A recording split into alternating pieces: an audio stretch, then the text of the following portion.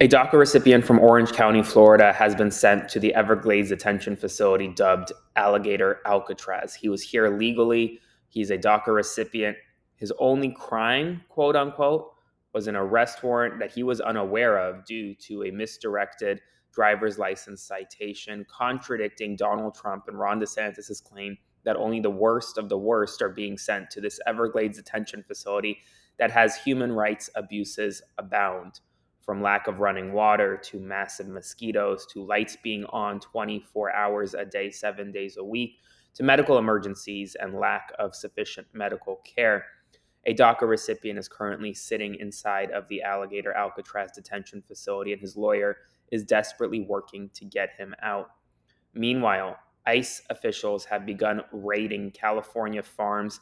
Two state licensed marijuana nurseries in Southern California were raided yesterday, detaining over 100 farm workers, sparking massive protests. Tear gas and crowd control munitions were used. A United States congressman was denied access to the site, and the migrant rights groups condemned the raids as militarized and traumatizing, especially given the fact that even young kids who were there were tear gassed. A youth baseball coach in Manhattan is sounding the alarm after 6 ICE agents approached his middle school and high school players during a practice in Riverside Park, asking them where they were from, about their parents. The founder of the Harlem Baseball Hitting Academy and a law school graduate intervened, told the kids to invoke their Fifth Amendment rights, and says that one of the officers called him a, quote, YouTube lawyer. All of the players on the team are United States citizens. They were targeted merely because of the way they look.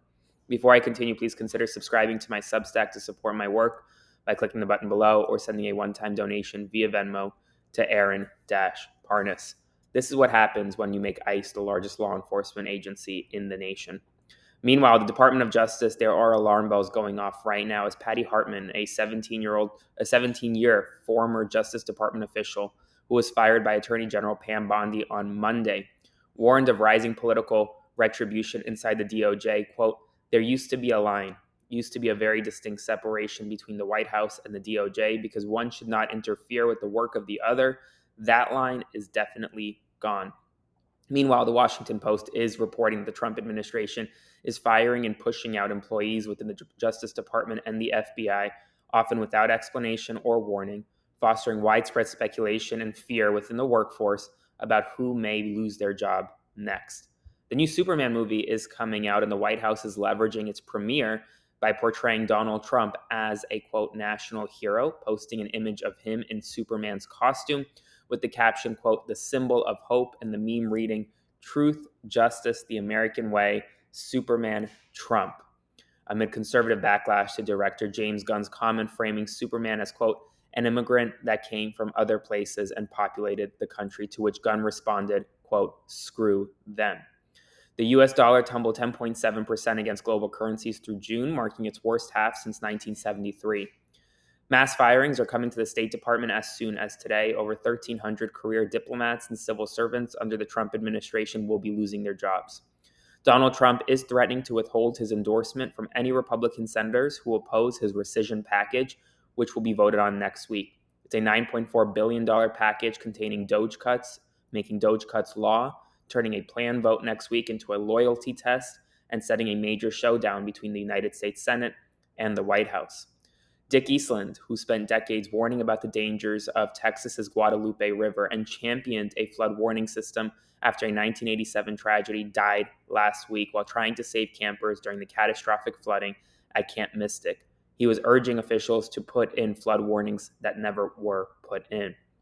As FEMA is responding to the deadly floods in Texas, Acting Administrator David Richardson has not visited the site, breaking with long-standing tradition of FEMA leaders being visibly present after major disasters. Overnight, Donald Trump announced a 35% tariff on Canada, including 15 to 20% tariffs on other trading partners, saying countries without a, quote, reciprocal 10% deal would face higher rates. The Trump administration has terminated nearly $15 million in research into PFAS contamination on U.S. farmland. Some good news today: a decade after the Flint water crisis, nearly 11,000 lead pipes have been replaced and over 28,000 properties have been restored. So that is some good news of the day. With that, if you want to support my work, click the button below, become a paid subscriber today, or send a one-time donation via Venmo to Aaron-Parnas, and I'll see you this evening.